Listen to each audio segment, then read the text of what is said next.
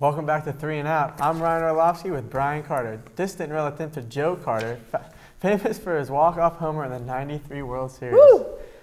Now's the time we open our inbox and read your email questions. If you didn't make the cut, better luck next time. All right, first email is going to be from DJ Rue.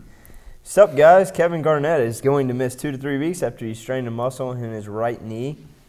What does this say for the Celtics? Is a KG-less Celtics team going to be the same for the next coming weeks? Well, will they be the same? No. Will they survive? Yes. Because of what? Rajon Rondo.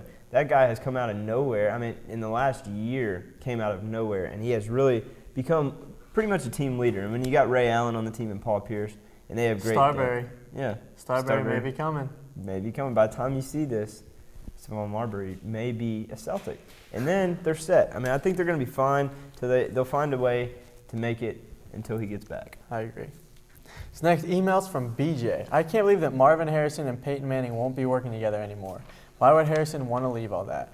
Well, I mean, his career is winding down, and maybe he doesn't feel like the Colts are a team that's going to allow him to go out on top. But mostly, I think it has to deal with the fact that his price tag was too high, as Harrison didn't want to restructure his contract, which was worth $13.4 million in 2009. Well, you can't deny the fact that they are one of the greatest tandems of quarterback and receiver of all time. I mean, you got Steve Young and Jerry Rice, and, you know, that's unbelievable. That's great and everything. But, I mean, nobody's hooked up for more receptions or more touchdowns. So he's a franchise player, but, again, maybe overstayed his welcome.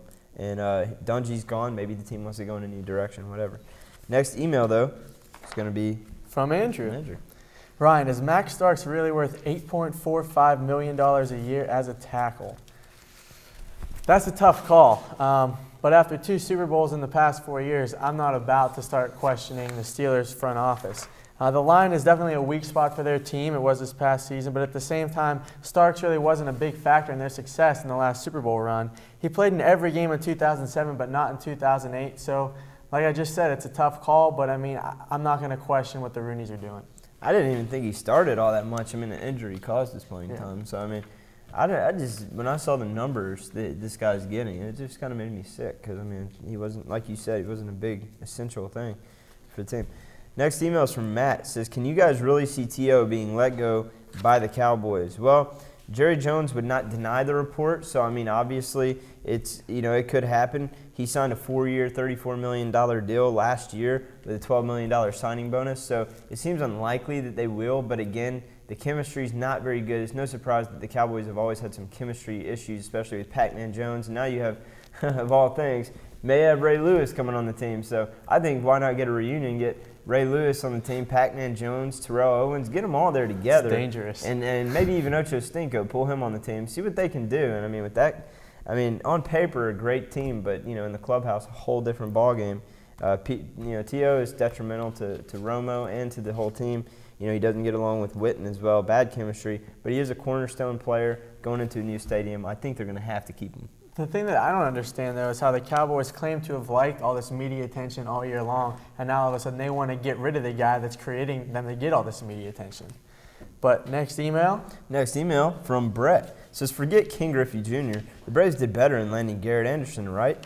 I'm honestly going to have to say yes. I mean, at first, initially, I would say no. But, yeah, less injuries. I mean, 36-year-old, you know, Garret Anderson still has some pop in his bat. They signed him to a 1-year, $2.5 million deal. That's a very good deal. That's a bargain that they're getting.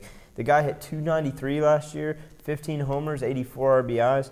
He has good numbers, and they want him to platoon in left field with Matt Diaz. I think he could even win a starting spot if they would let him. I mean, he's got the numbers.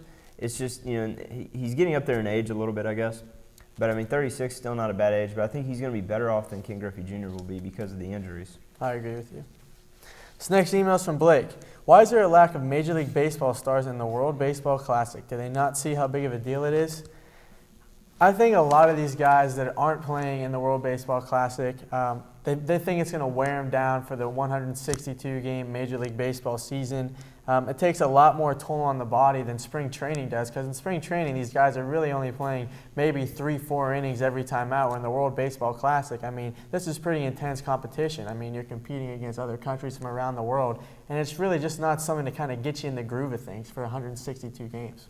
Yeah, I don't think there's ever really a good time for this to take place. I mean, I think maybe they should do it at the end of the season, at the regular season. I mean, again, like you were saying, it's like spring training. It's just when you invest millions of dollars in a player, it's bad to have them jump in right away and play full force. It's a bigger deal. I believe World Baseball Classic, it's a big deal. Yeah. But I think they need to restructure when it takes place. You still have guys like A-Rod and Derek Jeter who are taking pride in this, but there's still a lot of guys out there who really just don't care. Yep.